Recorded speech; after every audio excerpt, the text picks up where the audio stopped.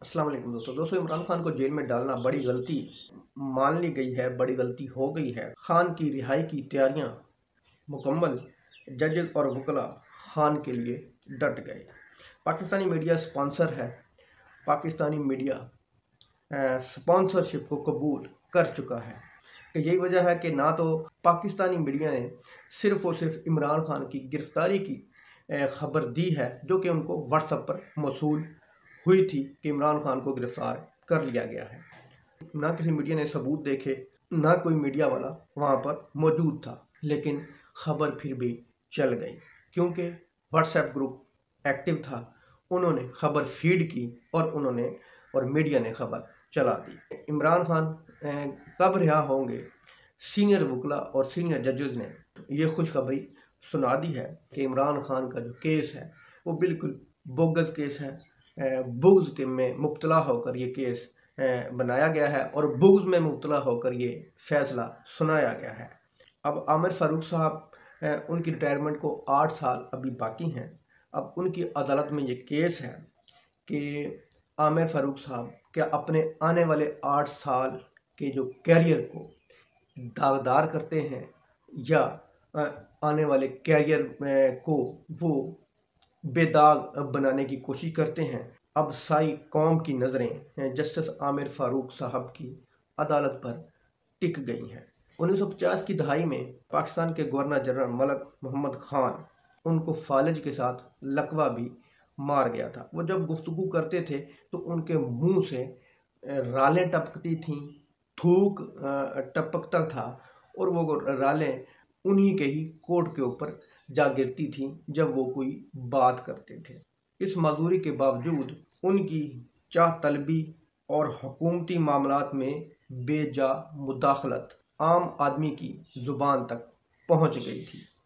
कराची की किसी municipal corporation की इस्तकबालिया तकरीब में उन्होंने शरीक होना था और लोगों को ये पता चला और लोगों ने एहतजाज की खातिर रास्ते में खड़े होने का लोगों ने मंसूबा बनाया। जब लोगों के इस मंसूबे का पता जब जनाब गवर्नर जनरल साहब को पता चला तो लोग एहतजाजन रास्ते में खड़े हो रहे हैं कि बढ़ती हुई महंगाई है, हकूकुल इबाद की धज्जियाँ उड़ाई जा रही हैं।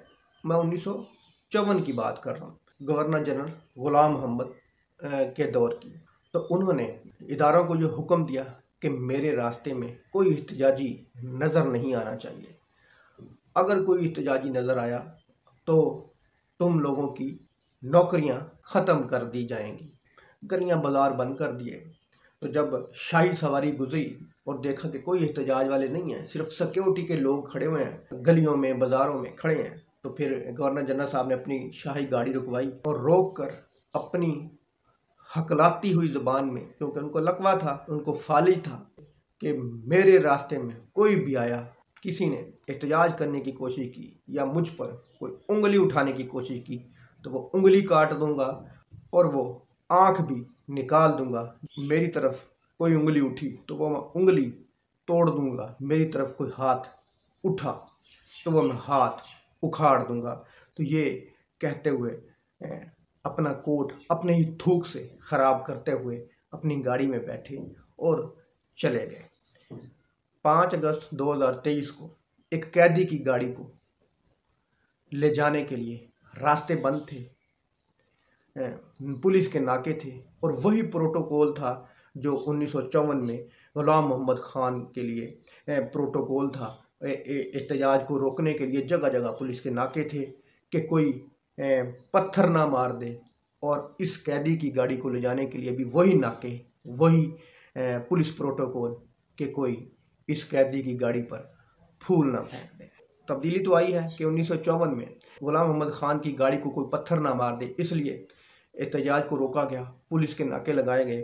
ये पाकिस्तान में पहली बार था कि एहतजाज को रोका गया, सिर्फ़ और सिर्फ इसी डर से कि कोई शाही गाड़ी को पत्थर ना मार दे। 5 अगस्त 2023 को एक कैदी की गाड़ी पर कोई फूल ना फेंक दे, इसलिए जगह जगह नाके लगाए गए और पुलिस प्रोटोकॉल दिया गया। 1954 से 2023 तक कुछ तो बदला है, निज़ाम में कोई तो तब्दीली आई है, लेकिन हुक्मरानों के तर्ज़ अमल में कोई तब्दीली नहीं आई। दोस्तों, उम्मीद है आपको ये वीडियो पसंद आई हो। अल्लाह हाफिज़।